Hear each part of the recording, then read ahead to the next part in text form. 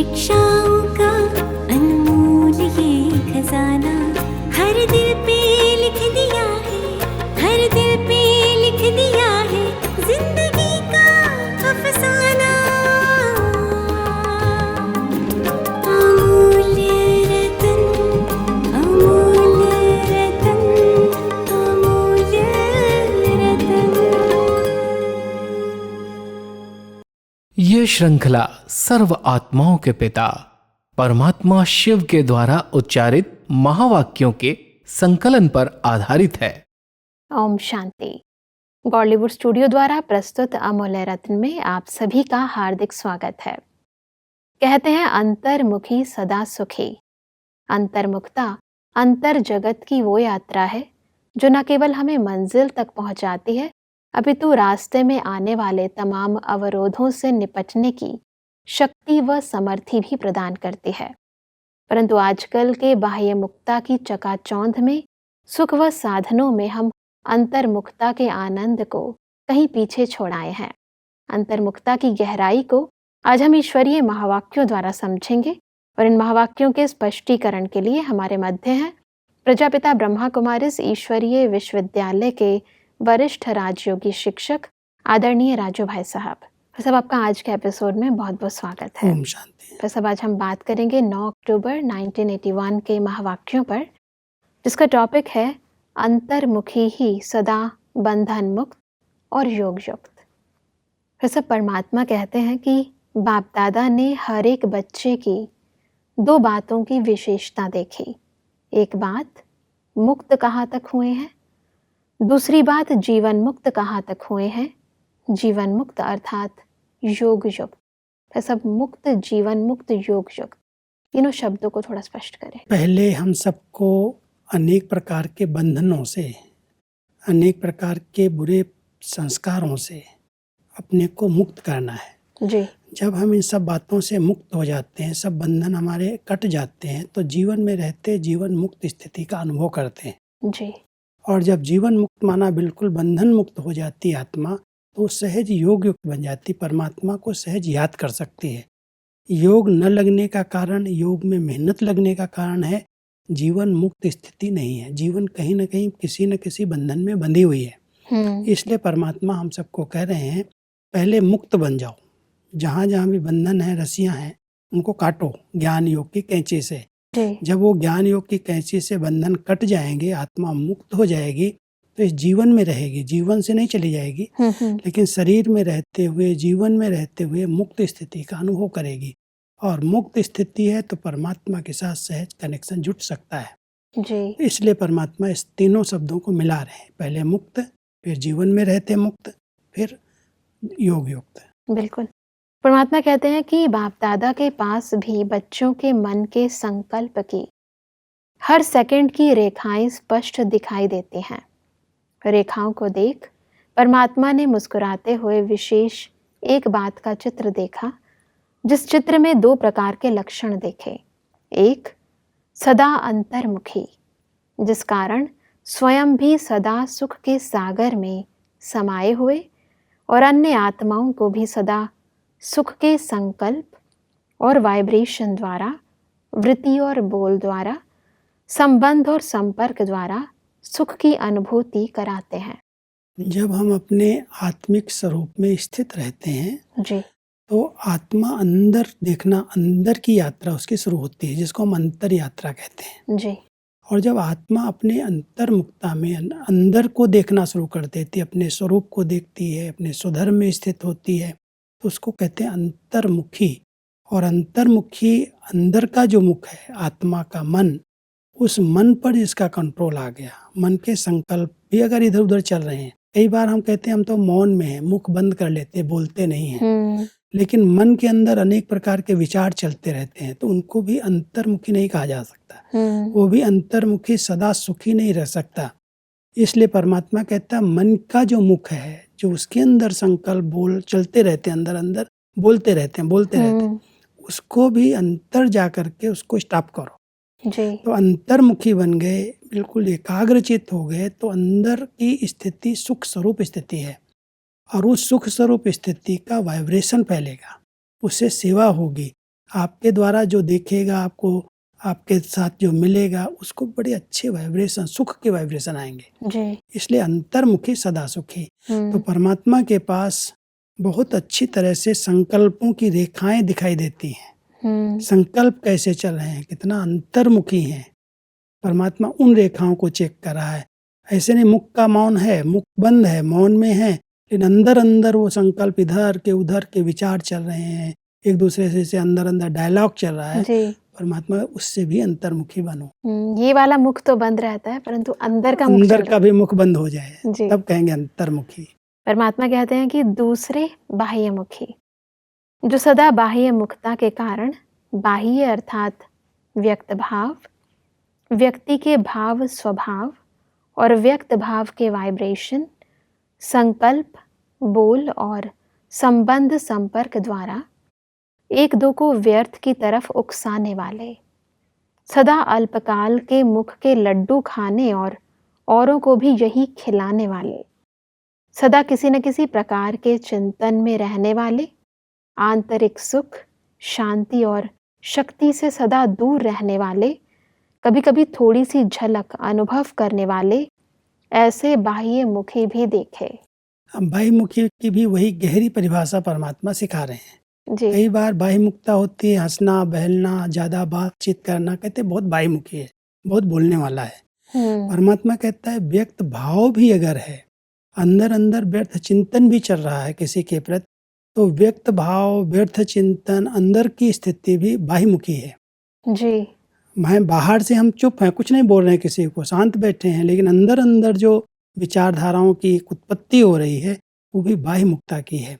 और फिर जब बोलेंगे तो इतना ज़्यादा उसको कभी एकदम रमणीकता से हंसाएंगे, बहलाएंगे, ऐसे लगता है जैसे मुख के लड्डू खिला रहे हैं, उसको एकदम खुश में ले आएंगे, लेकिन उससे आंतरिक सुख की अनुभूति नहीं होती।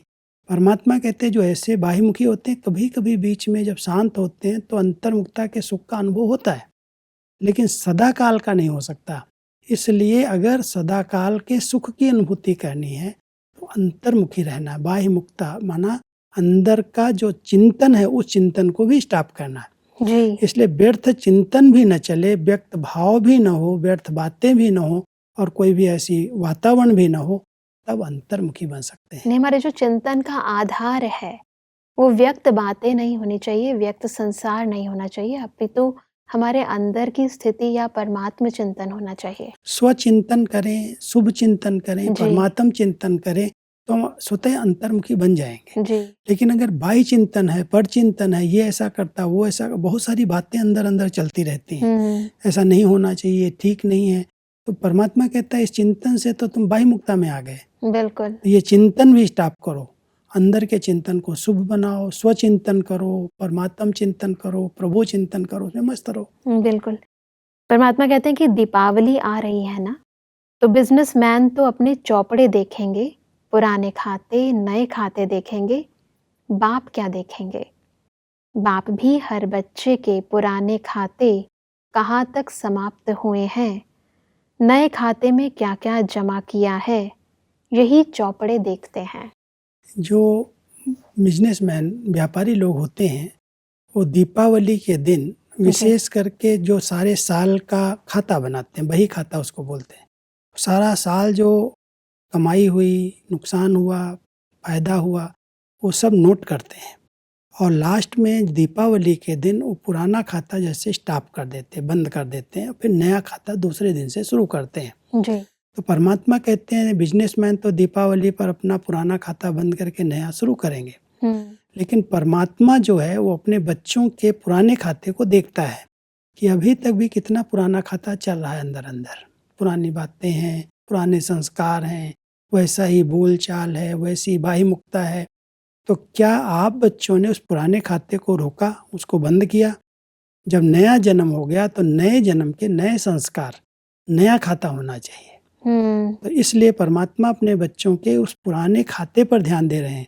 अभी तक भी तो वो पुराने संस्कारों का खाता चलता तो नहीं आ रहा है, वैसे ही दुख देना, दुख लेना, दुखी होकर के रहना, दूसरों को अपसेट करना, ये सब क्या है? पुराना खाता है। जी। जब हम नया जन्म ले लिया, द्विज जन्म ले लिया, तो परमात्मा कहता है पुराने संस्कार, पुराने जन्म के संस्कार भी समाप्त हो जाने चाहिए, वो खाता बंद करो और नया जन्म मिला है तो नए संस्कार, दिव्य संस्कार, सुख देने वाले संस्कार, ऐसे संस्कार इमर्ज करो। बिल्कुल।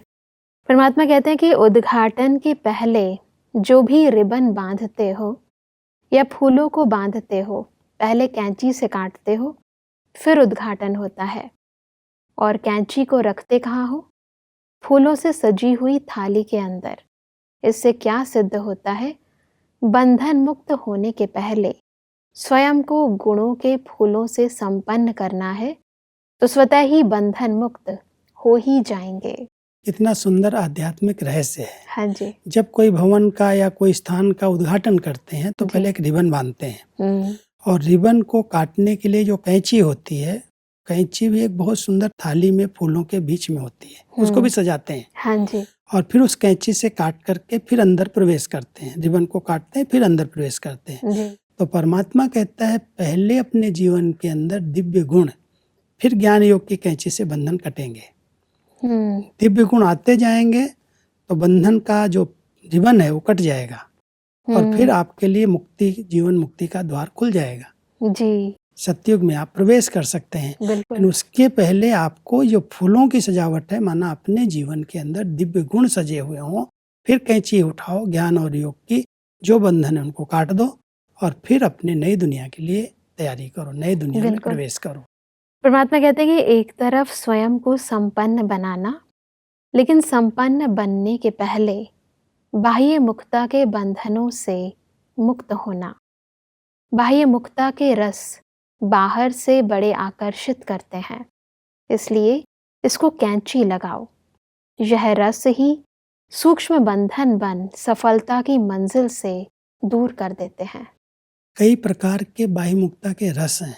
कईयों को बोलने का रस है, बातें करेंगे तो बैठ जाएंगे, घंटों बीत जाएंगे। कईयों को देखने के रस हैं, जो चीज देखेंगे उसमें, जैसे कोई टीवी देख रहा हो, कोई सीरियल देख रहा हो, जैसे रस बैठा हुआ है। कोइयों को कानों का रस है, व्यर्थ बातें सुनने का बड़ा रस है।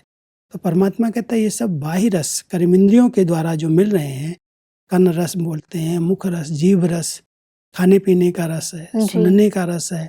तो ये जब तक इनको कैंची नहीं लगाई ज्ञान योग की, जब तक इन रसों को आपने काटा नहीं है, तब तक वो परमात्म सुख का रस जो आनंद है वो नहीं प्राप्त हो सकता। तो इसलिए जीवन मुक्त स्थिति के लिए, उस स्वर्ग की दुनिया के लिए परमात्मा कहते हैं पहले बाह्य मुक्ता के रसों को समाप्त करो, ज्ञान योग की कैंची लगाओ, इनको काटो और तब आंतरिक सुख, अतीन्द्रिय सुख का अनुभव इस समय होगा और आने वाली सुख की दुनिया में आपको राज्य भाग मिलेगा। बिल्कुल।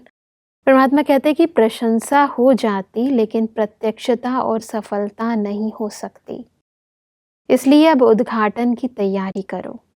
उद्घाटन की तैयारी करने वाले सदा फूलों के बगीचे में बाप दादा द्वारा लगी हुई फुलवाड़ी, फूलों की विशेषता की खुशबू लेने में और उसी खुशबू को सूंघने में सदा तत्पर होंगे। अर्थात उनकी जीवन रूपी थाली में सदा फूल ही फूल होंगे। क्योंकि जब हम इस परिवार के बीच में आते हैं तो परमात्मा कह रहे हैं ये फुलवाड़ी लगाई किसने? इतने सारे चैतन्य फूल जो परमात्मा ने गुणवान बनाया है जी। जब हम इस संगठन के बीच में आते हैं तो हम किसी की कमी और कमजोरी को न देखें, नहीं तो जैसे हमने कांटों को देख लिया, क्योंकि फूलों के साथ कांटे भी होते हैं। हाँ जी। कुछ न कुछ कमी कमजोरी भी होगी, वो भी उनकी सुरक्षा के लिए है। बिल्कुल। तो परमात्मा कहते हैं मैंने ऐसी सुंदर फुलवाड़ी, ये इतने सब बच्चों को श्रृंगार करके तैयार किया है, इनके अंदर दैवी गुणों की खुशबू है इन फूलों के अंदर। आप बच्चे इस फुलवाड़ी के अंदर आओ, सबको देखो, सबकी विशेषताएं, सबके गुण रूपी फूलों को उठाओ, आप गुणवान बन जाओगे। तो इसलिए परमात्मा अपने बच्चों को कहते हैं अगर दिव्य गुणों से अपने को भरपूर करना है, सजाना है, तो आपको कोई के भी अवगुण नहीं देखना, कमी कमजोरी नहीं देखनी, उनके गुणों रूपी फूलों को देखो और उनकी सुगंध लो और अपने जीवन में उदाहरण करो। बिल्कुल। आगे बढ़ते हैं। परमात्मा कहते हैं कि बाप तो चौपड़े साफ देखना चाहते हैं, थोड़ा भी पुराना खाता अर्थात बाह्य मुक्ता का खाता संकल्प व संस्कार रूप में रह न जाए, सदा सर्व बंधन मुक्त और योग युक्त। इसी को ही अंतर्मुखी कहा जाता है। परमात्मा कहते हैं कि सेवा करो, खूब करो, लेकिन बाह्य मुक्ता से अंतर्मुखी बन करो। वह होगा अंतर्मुक्ता की सूरत द्वारा सेवा में बाह्य मुक्ता में ज्यादा आ जाते हो। इसलिए सेवा अच्छी है, सेवा बहुत करते हैं, लेकिन यह नाम बाला होता है। बाप इन्हों का बहुत अच्छा है, बाप ऊंचे ते ऊंचा है, यह प्रत्यक्षता की सफलता कम होती है। क्योंकि जब हम ज्ञान सुनाने के लिए कहीं जाते हैं जी तो अगर बाह्य मुक्ता है, अंतर्मुखी होकर के आत्मिक स्वरूप में स्थित होकर के हम कोई को ज्ञान नहीं सुनाते, जी तो हमारे भाषण का, हमारे चिंतन का, हमारे बोलने का लोगों पर प्रभाव पड़ता है। जी और वो कहते हैं ये बहन जी ने, ये भाई ने बड़ा अच्छा सुनाया, हम्म बहुत अच्छा, हमारे तक तो आकर्षित हो गए। लेकिन जो देने वाला दाता है, जिसने हमें ऐसा श्रेष्ठ बनाया है, जी उसकी तरफ उनका ध्यान नहीं जाता। हम्म परमात्मा कहते हैं बाह्य मुक्ता के कारण आत्माएं प्रभावित आपके तरफ हो रही हैं, जबकि आपके द्वारा बाप प्रत्यक्ष होना चाहिए। बिल्कुल और वो तभी प्रत्यक्ष होगा जब आप अंतर्मुखी होकर के, अंदर की स्थिति में स्थित होकर के फिर किसी को बाप का परिचय दोगे। बाह्य मुक्ता में कोई अच्छे रट लिया, अच्छा ज्ञान, अच्छा चिंतन कर लिया, अच्छी पढ़ाई, अच्छी बुद्धि है, और फिर कितनी कहानियाँ, कितने किस्से, इधर की बातें उधर की बातें सुना करके लोगों पर प्रभाव डाल देते हैं। लेकिन जो सही सत्य ज्ञान है, ज्ञान दाता है, उस तक बुद्धि नहीं जाती, आत्माओं में अटक जाते हो कि बहन जी ने बड़ा अच्छा सुनाया, ये भाई जी ने बहुत अच्छा ज्ञान दिया, लेकिन इनको अच्छा बनाया किसने है, उसकी तरफ ध्यान नहीं जाता। तो बिल्कुल परमात्मा आप कह रहे हैं बच्चे अभी अंतर्मुखी बन करके फिर किसी को ज्ञान दो, ताकि उनको कुछ लगे कि हाँ, इनको ऐसा बनाने वाला कौन है। बिल्कुल। और इसलिए परमात्मा कहते हैं कि बाह्य मुक्ता के रिजल्ट प्रशंसा करेंगे, लेकिन प्रसन्न चित्त नहीं बनेंगे। बाप के बन जाएं, यह है प्रसन्न चित्त बनना। परमात्मा कहते हैं कि सुबह से रात तक अपना फिक्स प्रोग्राम, डेली डायरी बनाओ, क्योंकि जिम्मेवार आत्माएं हो, रिवाजी आत्माएं नहीं, विश्व कल्याणकारी आत्माएं हो। तो जितना बड़ा आदमी होता है उतनी उसकी दिनचर्या सेट होती है। बड़े आदमी की निशानी है एक्यूरेट, एक्यूरेट का साधन है दिनचर्या की सेटिंग। इस पर बहुत ध्यान देना चाहिए। कई बार हमारी सुस्ती, हमारा अलबेलापन सेवाओं में बहुत रुकावट डालता है। जी परमात्मा अपने बच्चों को एक्यूरेट और अलर्ट बनाना चाहते हैं। एक्यूरेट अलर्ट वही बन सकता है जो अपनी दिनचर्या की सेटिंग जानता है। हमारी दीदी मनमोहिनी, प्रैक्टिकल में हम उनको देखते थे, सवेरे सवेरे क्लास के बाद पूरे दिन की दिनचर्या लिखती थी कि मुझे इस घड़ी, इस टाइम पर इस व्यक्ति से मिलना है, इस टाइम पर ये सेवा करनी है। उनकी दैनिक दिनचर्या की सेटिंग होती थी और उसी प्रमाण वो चलती थी। बहुत एक्यूरेट टाइम पर क्लास में आना, एक्यूरेट टाइम पर स्नान पानी करना, एक्यूरेट टाइम पर भोजन करना। उससे लगता है कि ये लोग बिल्कुल अपनी दिनचर्या में टाइट हैं, जरा भी कहीं भी 5 मिनट भी आगे पीछे नहीं होगा। जैसे आजकल मान लो हमको कहीं किसी स्थान पर जाना है, हम किसी गाड़ी चलाने वाले भाई को कहते हैं हमको 5 बजे कहीं जाना है, और हम वो 5 बजे गाड़ी तैयार खड़ी है, उसने तो खड़ी कर दी, और हम अपना 15 मिनट, 20 मिनट, आधा घंटा तैयार होकर के आ रहे हैं, लेट कर रहे हैं। तो उसके जो नेगेटिव संकल्प चल रहे हैं, बार बार वो देख रहा है कब आएंगे कब आएंगे, तो वो भी एक बोझ चढ़ता है। जी परमात्मा कहता है अपनी दिनचर्या को इतना एक्यूरेट बना लो, अलर्ट रहो, तो सेवाओं में भी सफलता मिलेगी और कई आत्माओं की आपको दुआएं मिलेंगी। इसलिए परमात्मा कहते हैं कि एक व्यक्ति 10 व्यक्ति का कार्य कर सकता है।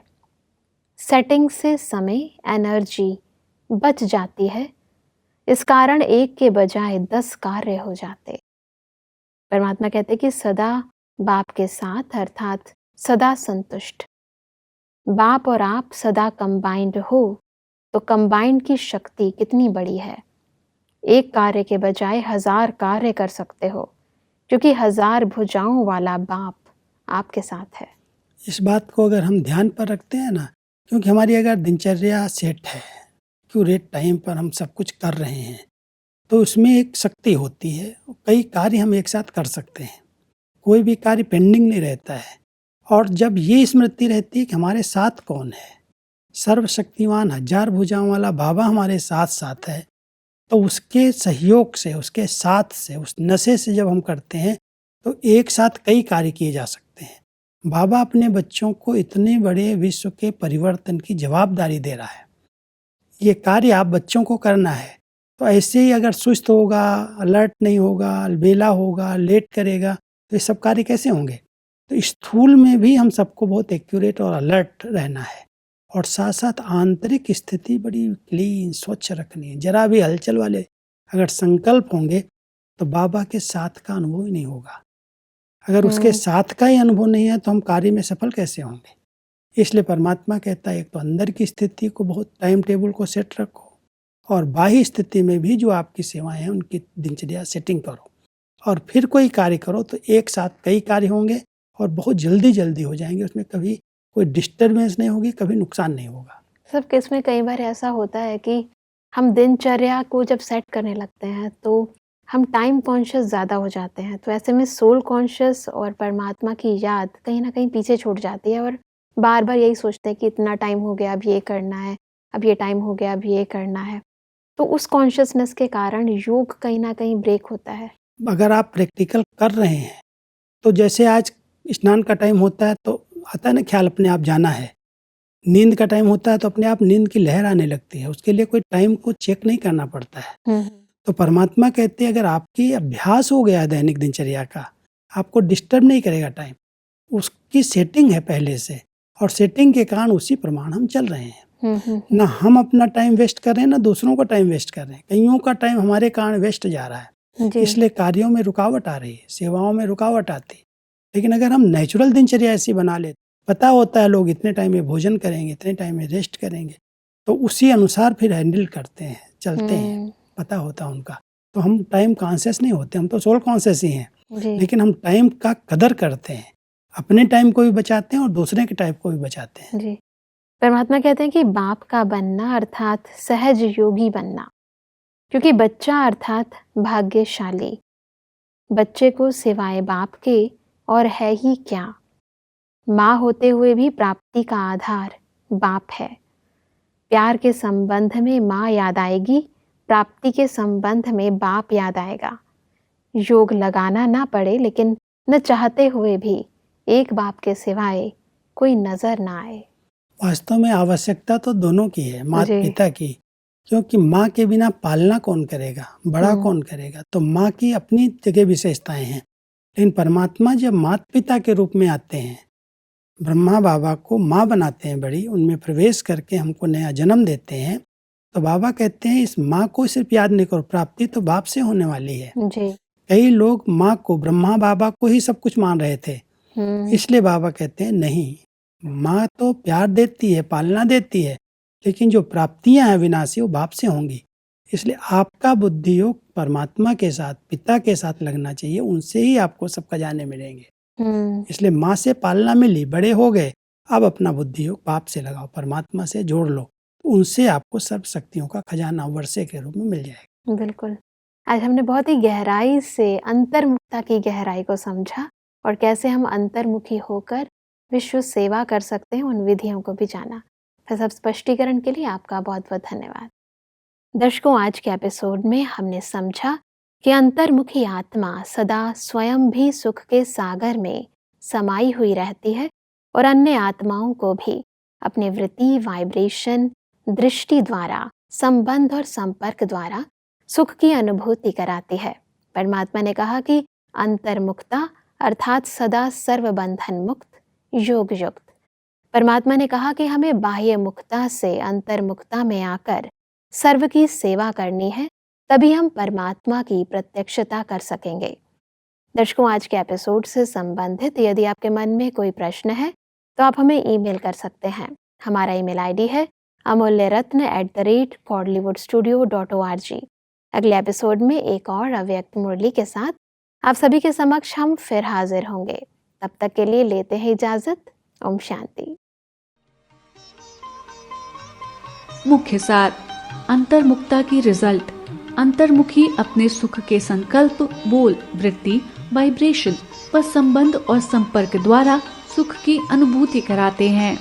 बाह्य मुक्ता की रिजल्ट, प्रशंसा करेंगे लेकिन प्रसन्न चित्त नहीं बनेंगे, सेवा अच्छी है, बाप अच्छा है, ये है प्रशंसा करना। बाप का बनना, ये है प्रसन्न चित्त बनना। सेवा खूब करो, लेकिन बाह्य मुक्ता से नहीं, अंतर्मुखी बनकर करो।